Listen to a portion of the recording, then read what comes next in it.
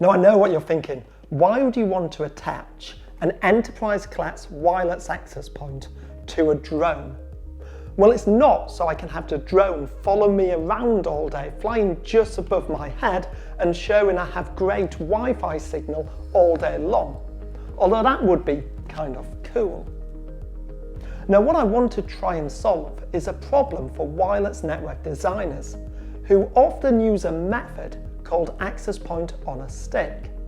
This involves a setup similar to this, where we've got an access point, in this case it's a Juniper access point, on a tripod connected to a power over Ethernet battery, such as this Ventev battery.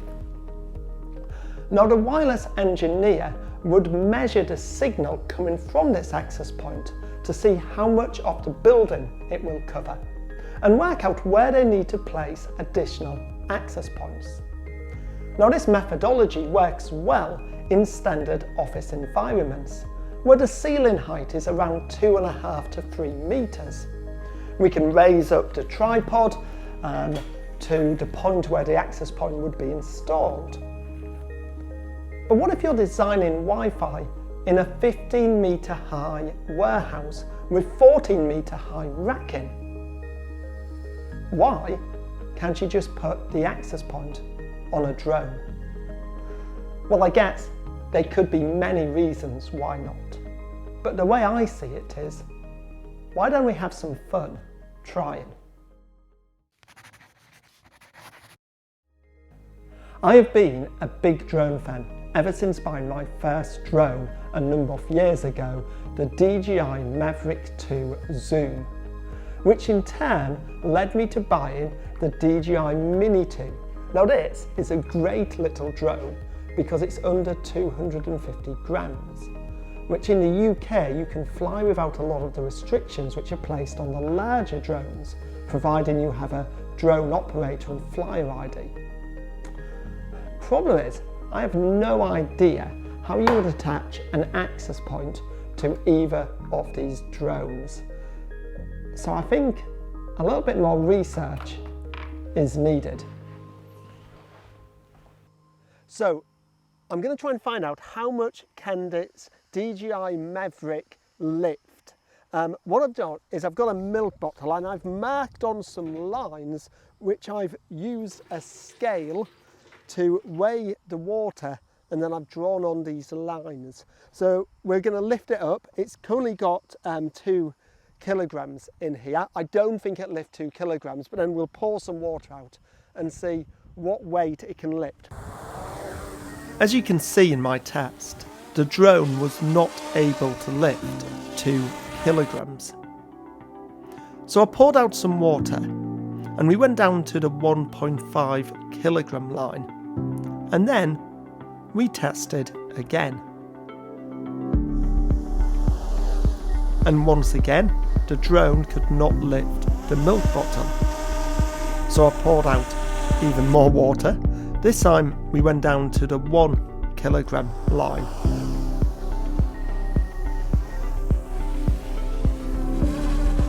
Oh, look at that! And this time it was successful. My drone could lift 1 kilogram.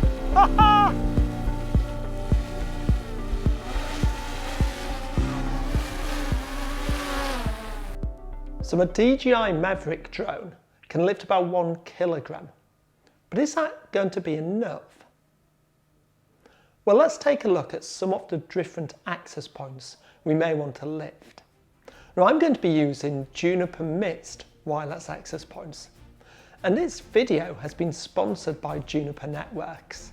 Now I've worked with Juniper Mist for a long time now, and that's because I really like the enterprise class features they wrap up in an easy to use cloud user interface. For example, one of my favourite features is their dynamic packet capture feature, and this automatically saves packet captures of key events in the cloud, but without the need to actually configure anything. Now Juniper is letting you test drive their Wi-Fi for free.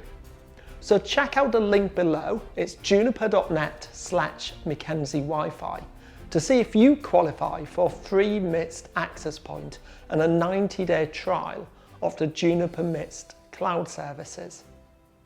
Now the flagship Juniper Mist access point is the AP45. But in a warehouse environment, I'd probably want to use a 45E because the 45E actually has external antenna connections, as we can see here, so that I can connect a warehouse antenna for mounting above high racking. Problem is, the AP45E weighs 1.79 kilograms, and therefore, even though I need to add an antenna, before I get that far, this is too heavy for any of my drones. So what are our options? Well, these are smaller AP32E. That access point only weighs 0.81 kilograms. But the problem is, once I add the weight of an antenna, a warehouse antenna, which is going to be another kilogram, I'm going to be over my weight limit again. So one option would be to use one of the smaller access points, which has an integrated antenna. This is the AP33. Now, I can lift it with my drone. It's just under 1 kilogram.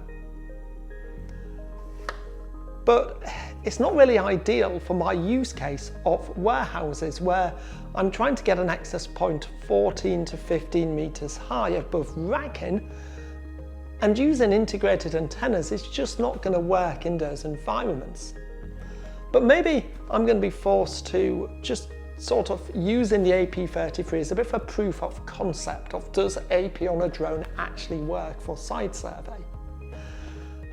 Or maybe this whole idea is flawed because I've not even considered how I'm going to power the access point. Now, the obvious choices for powering wireless access points is using a power over Ethernet battery.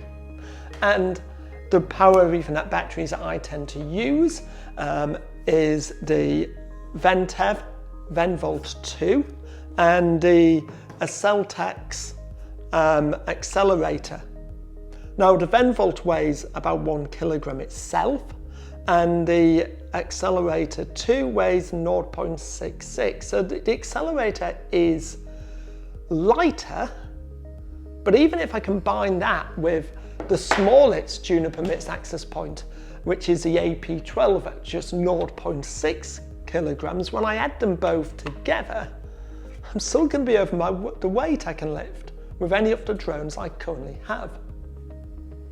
See, I think what's becoming very clear to me is I'm going to need a bigger drone if this concept is even going to be possible at all. Ideally, I'd like to stick with a DJI drone because that's a brand I know and trust. And it looks like the biggest DJI drone I can buy is a Matrice 350 RTK, which can lift a maximum payload of 2.7 kilograms. Now, from my research, you can get bigger drones capable of lifting much more than the Matrice 350, but the cost goes up 3 times. So I think the Matrice 350 RTK will be big enough for me to get an AP and a power over Ethernet battery in the air. So I think it's time I get this ordered, and let's see if this concept will fly. Here we are, the drone has arrived. Look, 2 ruggedized, wheelable cases. And even before opening these, I can tell this drone is in a completely different league to the smaller drones I'm used to using. Now, let's take a look at this smaller case first. We've got an Eclipse here on the front, and if we open it up, this is the intelligent battery station for charging all the batteries.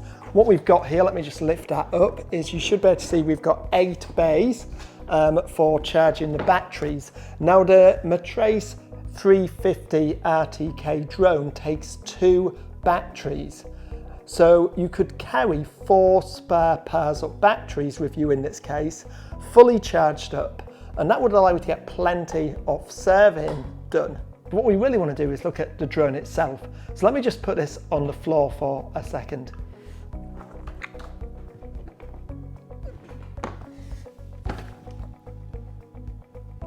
Okay, look at this. This is the box for the drone. And even if I just compared it to the small bag, which I use to carry my DJI Mini 2 in, this is huge. It's in a completely different league. Let's open it up. It's got 4 clips on it, 2 on the side, 2 on the front. And here it is. Now, I've watched some unboxing videos, and I think what you generally, the sort of standard practice for this is you load in the landing gear, which is these feet here, which are in the lid, before taking the drone out of the box. So let me do that. They've got some little red markers which just help you work out how to line them up. There's one. Let's take out the next one. I'll just make sure we line that one up correctly. Here we go. And there we have it. And now we should be able to lift it out. Just do that quite carefully, I think. Here we go. And we'll just sit the drone down.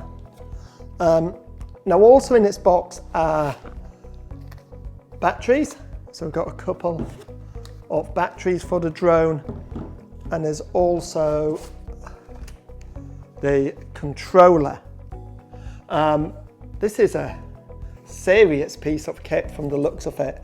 It must be twice the size of the controllers of my other drones. It really feels like this isn't a toy anymore. This is a proper serious piece of kit. It's got some ports on it. By the looks of it, there's a USB-C on there, HDMI, USB-A, and that's a micro SD card slot. So I guess I'm going to have to sit and learn how to use it at some point, but that's the controller. Let's pop this lid down and take the drone and put it up on top of the case so everyone can see it there. Let's start by unfolding the arms, I think. Normally a proper order to that. There we go, front ones and then the back ones, and we can lock those in position. And then we'll look at the ones at the other side. Normally we'll unload the front one, then the back one.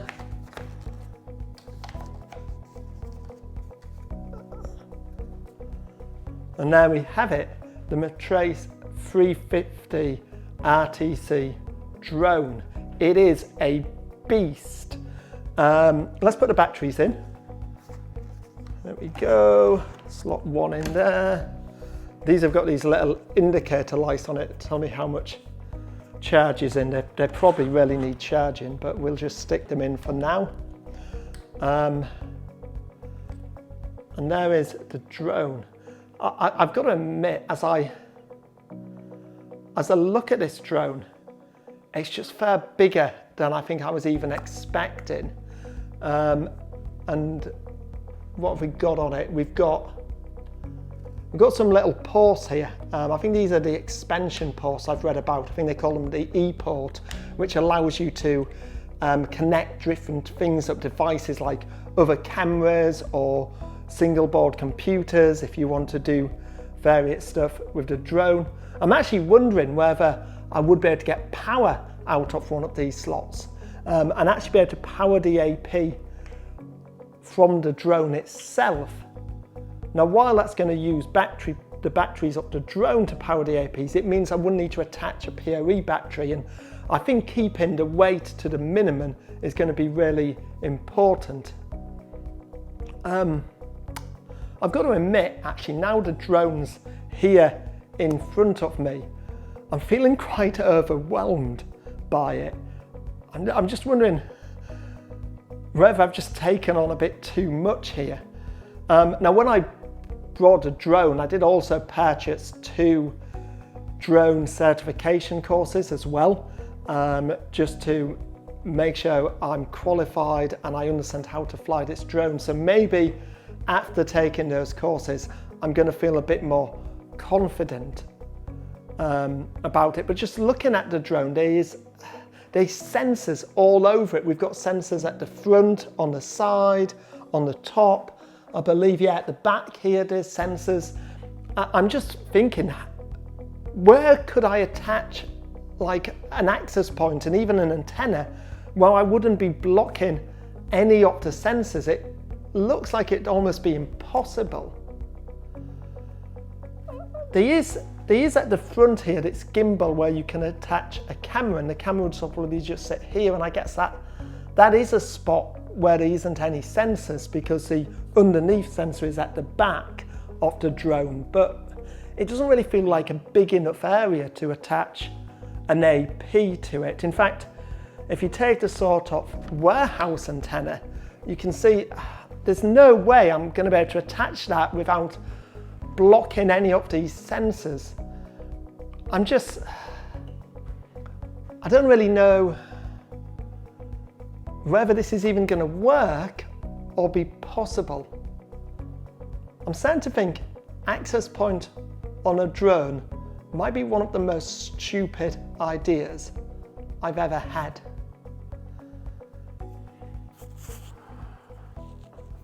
So there was only one thing to do. After a bit of brainstorming and a bunch of crazy ideas, it was time to go out to the middle of the English countryside with a couple of friends where I could do some testing in what was a reasonably safe and isolated environment. The first payload I want to try on the drone is we've got the AccelTex PoE battery here connected to a MIST AP12. Now I've picked this because it's the smallest and lightest MIST access point. It's obviously not the type of AP you're going to install in a warehouse, but I feel at least it's probably the AP we're going to have the most success with it being the lightest. I've strapped it to the mount where you'd normally put the camera gimbal. So we're going to try attaching this to the drone and seeing if we can get it off the ground. Okay, so we now have our MIST AP12 attached to the drone via a PoE battery. The AP is on. So we're going to try and lift off the drone, see if we can, if it's too unstable. We can calibrate the centre of gravity, which I suspect we might need to do, but let's get it up in the air first of all and see what happens.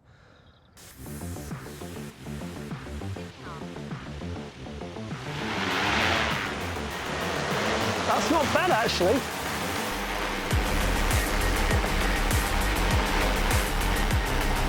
Okay, I'm going to calibrate the centre of gravity.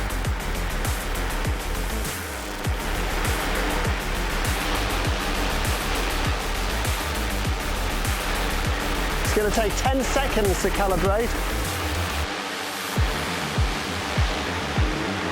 Okay, that's done. So let's take it for a bit of a flight. Off it goes.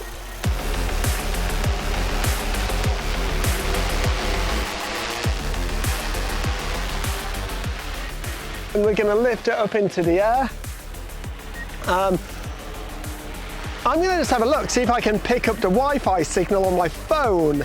That would be quite fun to see. Oh, I can! I can actually pick up the signal from this AP. That is pretty cool. We've got an AP up on a drone and we can pick up the AirUp signal. Let's see if we can take it pretty high as well.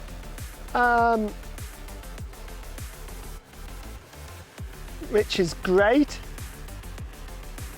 We're at 100 feet at the moment, which is higher than we'd actually go in a warehouse. I'm going to bring it back down a bit.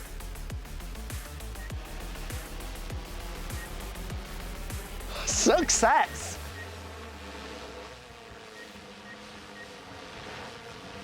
Access point on a drone. Okay, that was pretty successful, but we don't just want to put an AP12 on a drone. What I want to try and do is get an AP with an external warehouse antenna. Let's give that a go next. Okay, so this has been my challenge. How do we get an access point with a large warehouse antenna on the drone? Now I've got a plan. We're going to see if it works, but this is the AccelTex warehouse antenna that we're going to try and attach to the Juniper AP45E, which is a 2.45 gig and 6 gigahertz access point. To try and keep the weight down by having the antenna, instead of using a PoE battery, we're going to try and take power off the drone. What I discovered was I could get a little development board, which is this little board here, which connects to the E port on the drone, and it can give me 12 volts out. So we're going to try and attach that to the drone using this little bracket. On the back of the AP, I've attached a 12 volt PoE switch, takes 12 volt in and gives PoE out. So that's how we're going to try and power the drone. And then to try and get the antenna away from any of the sensors, we're going to try and offset it away from the drone with a bit of this trunking. So let me go and try and build it, and then we'll try and do a test flight.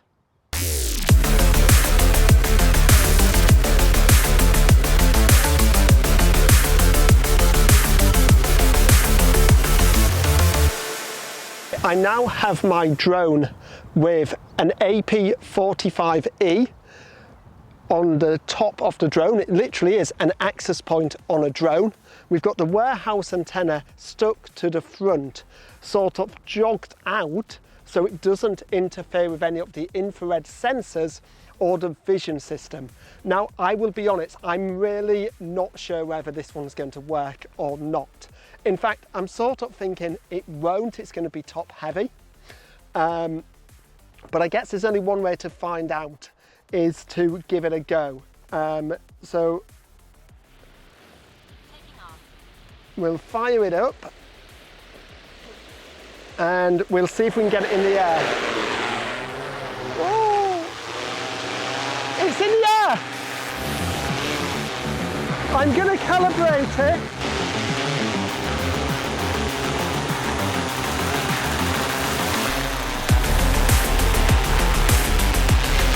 It is calibrated. Let's try it.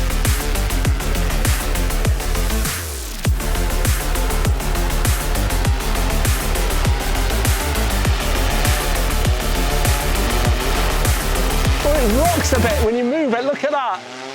It does rock, but it's up in the air. We've got it at about 50 feet now. I'm just going to have a look on the Wi-Fi app.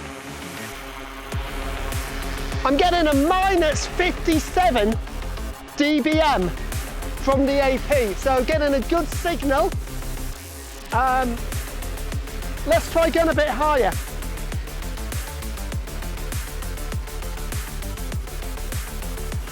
You can see what the antenna's like. I'm still getting minus 58 dBm, and we're above 100 feet now. So at 150 feet, I'm still getting a great signal strength. So you see the advantage of these warehouse antennas. I'm getting minus 58 dBm with an AP antenna that's 150 feet in the air. This is quite exciting. We've managed an AP on a drone with a warehouse antenna. It is wobbly when it flies about, really wobbly. I'm not too sure how that's going to fare in a warehouse. Look at the wobble. What if I go side to side? It does really wobble. So I think it's going to have to be really gentle movement like this in a warehouse, but even then we get some wobble, even going really slowly.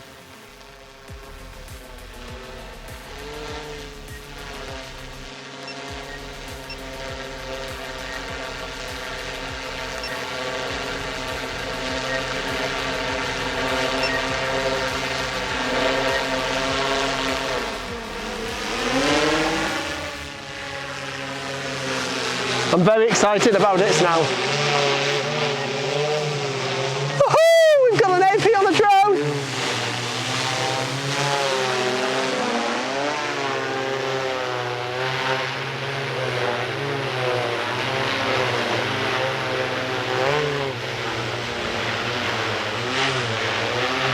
Look at that, it's a thing of beauty!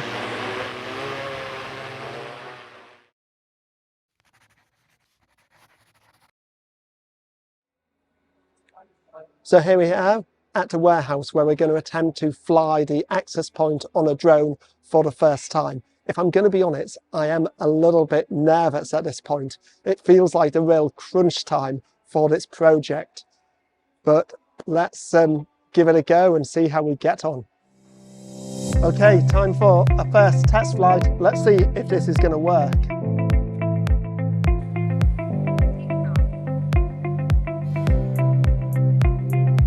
Here we go.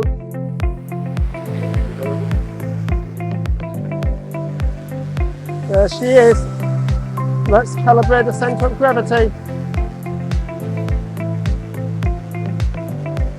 It is incredibly stable. I'm really happy with that. It is just, even when calibrating, stable. Let's take it up.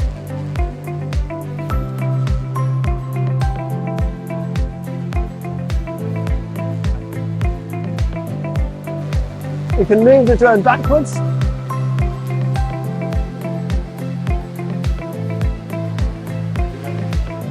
And decide where we want to position it.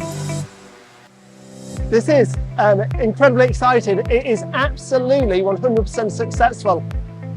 We have got our warehouse antenna connected to our AP45E, just hovering perfectly above a warehouse aisle.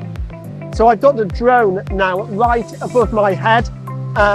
It is really stable. It's been set there now for about 10 minutes. I can quite easily use whatever survey tool I've got. I'm using a NetAlly G3 here, where I can measure the signal strength. I'm getting minus 42 dBm, but I am right under the access point. But it's perfect. Now I can take it, go and do a survey, whatever testing I want. Absolutely brilliant. All that was left to do was to get my engineer to perform a survey, while I looked after the drone controls.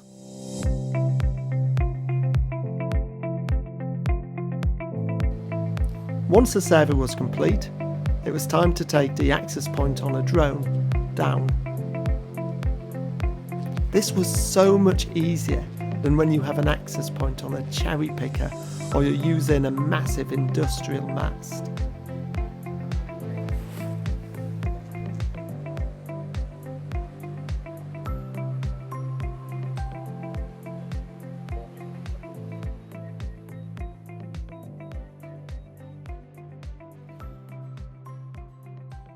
So we just performed a survey using our access point on a drone. I've got the results here. Probably a bit hard to see there on the monitor, but we can see how the signal was beaming up and down the aisles, and we saw it degrading as it went through the different aisles.